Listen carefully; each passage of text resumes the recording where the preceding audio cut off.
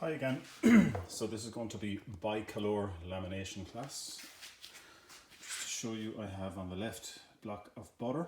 Center is my croissant dough, which has had cocoa powder added to it, and on the right is the dough itself. So what I'm going to do is I'm going to establish, just roll out this dough a little bit, because I want the butter to sit roughly halfway, so that when I fold it over, there'll be 3 layers: dough, butter and dough on the bottom. So this dough was fermented overnight. I'm going to put this down on the stand so you can see what I'm at. Excellent. So I'm going to begin with the pastry, the dough. So I'm going to use a very small amount of dusting flour, just here. As you can see, I'm putting a little bit of dusting flour on both sides, and I'm just going to rub that in to cause a skin on it, slight skin. I'm taking my butter, so I'm just going to roll that out until it's double the size of the butter. You can see the dough is gassing quite well already, with little air pockets in it. So don't roll it out too much or too thick. So you need to visually reference it, and you can see there that it's just about the same size as the butter when it's folded over.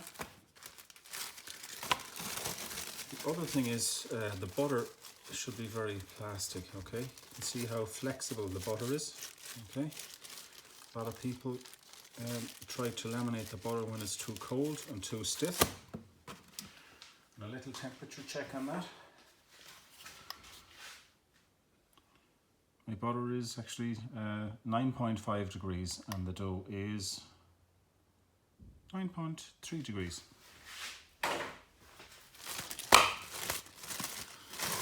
So quickly, I'm just going to take the butter out of the plastic. I'm just going to pull this out to square the shape. Put the butter in it, and then I'm just going to fold this over into position. Just pull it out so that the butter is exposed. And then on the other side, I'm just going to flip it around. And I'm just going to cut the dough here to expose the butter and to take away the dough tension here on the corner where it's folded. So I always talk about the ice hockey puck technique, so your dough should always slide on the table. If it doesn't slide, it's not going to roll. It's not going to sheet out properly for you. So I'm just gently tapping the dough and butter together, because I want the butter to stick to the dough. So I'm just going to cover up something here. And now I can commence rolling.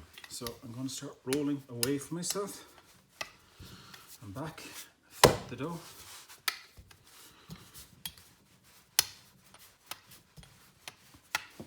So you can see that cutting that edge is important, because it keeps the dough nice and square at the ends. Because my dough is in such good condition, I'm going to do 2 4 turns. So this is a lock-in 3. Just keep flipping it over and back.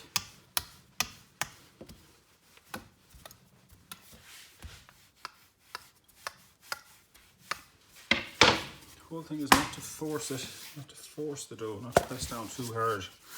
You want to keep it very even. So I'm rolling away from myself. I'm using 200 grams of butter in this pattern.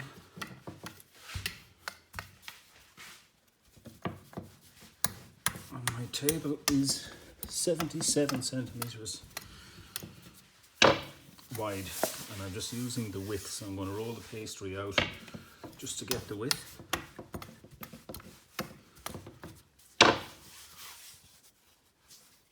So you see here, I just want to straighten this out a little bit. Okay, I'm going to do the same on the other end.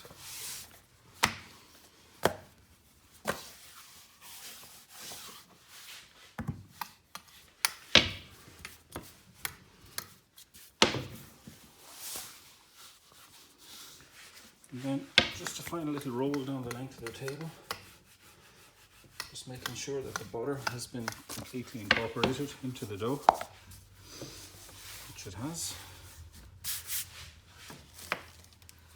Good tip then is to brush the pastry to get rid of all the excess flour. And then using a water spray.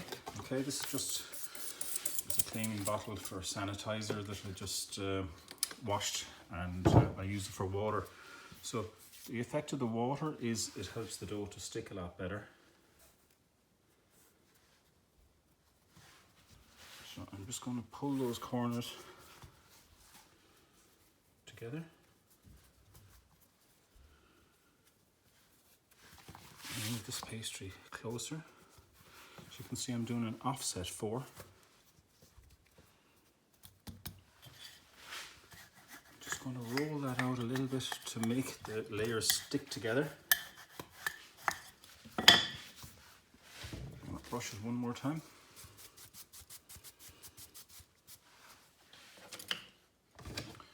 Just going to spray it. Then I'm going to fold it over one more time. So you can see here again we have got 1, 2, 3, 4 layers. Okay, or a book turn.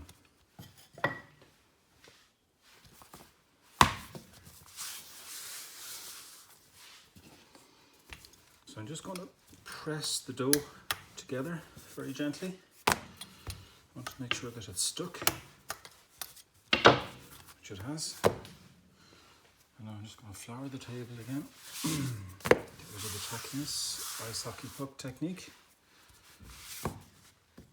And using the knife, I'm just going to cut the ends here.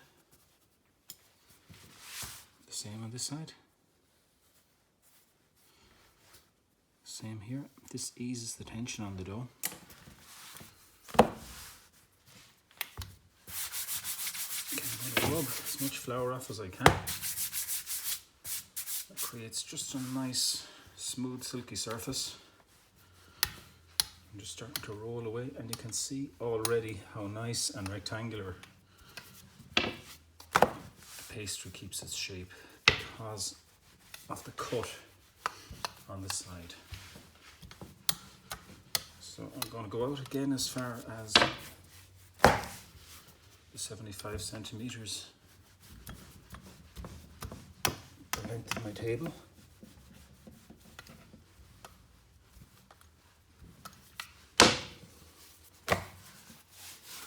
So when you're hand rolling, I'm actually standing over the pastry and the weight of my shoulders is bearing down on either end of the rolling pin. And this is what helps give you the power to roll it properly. So I'm just being a little bit fussy here at the ends. I want to have them fairly straight. So I'm tilting the rolling pin at a slight angle. Coming back towards me. Just flip the pastry one more time.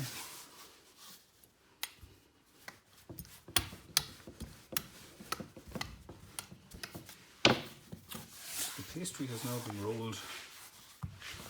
It's got a 3 lock in, it's got a 4. This is the final 4.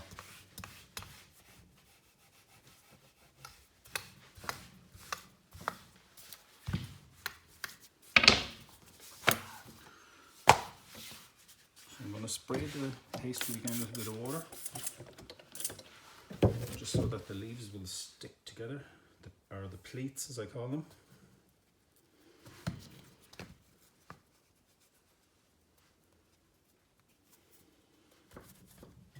And then it's important just to roll the join down a little bit.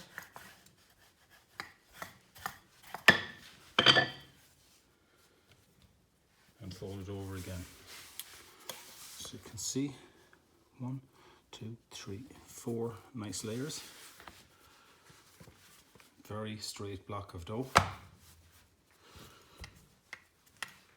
I'm just going to sheet that out slightly.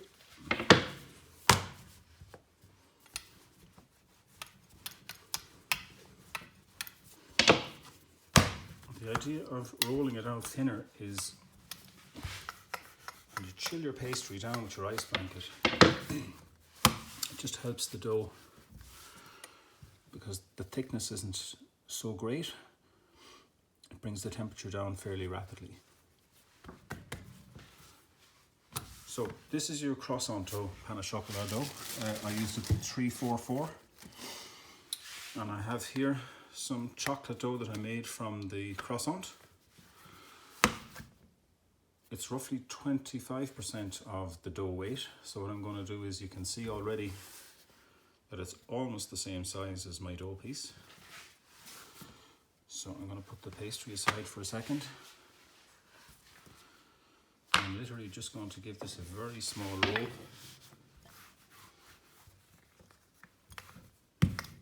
Just want to bring it to the size of my pâton. Again, I just check that it's not sticking. I go wide, so it doesn't have to be exactly, but as close to as you can.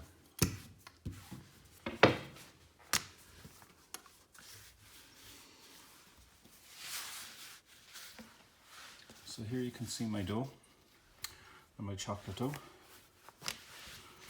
And every time I do this, I think of my great friend David Badu, who was the gentleman who came up with the idea of the Croissant Bicolour, and it's thanks to him that we have this beautiful concept of making pastry. So I'm literally just setting my dough, resting it on the top. Okay, not overlapping it.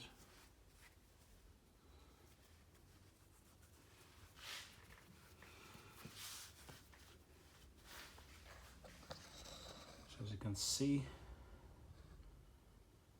the pastry has its 2 book turns, and the chocolate dough is just resting on the top. So to finish that nicely, just to make sure that it's going to stick well together, I'm just going to use a little bit of pressure on the rolling pin.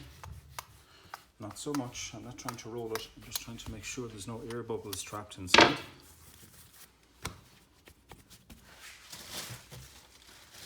So that is my pastry for the Bicolour croissant or Bicolour chocolatine that I'll be making later on. It's quite a simple, straightforward process, and if the temperatures are right and your dough is right, you can do both of the turns together and then chill it in ice blankets. Thanks for watching, guys. Bye bye.